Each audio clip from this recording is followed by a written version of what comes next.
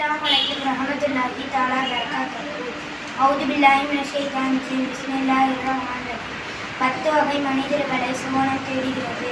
சுவனத்தை மக்கள் யாவரும் விரும்பினார்கள். ஆனால் சுவனமே 10 வகை மனிதர்களை விரும்புகிறது என அண்ணல் நபி ஸல்லல்லாஹு அலைஹி வஸல்லம் அவர்கள் கூறினார்கள். 1. நள்ளிரவில் 2 ரக்காய் தொழுபவர். 2. கோடை காலத்தில் நோன்பு நோற்பவர். 3. முதல் தக்பீரை ஜமாத்துடன் தவற விடாதவர். 4.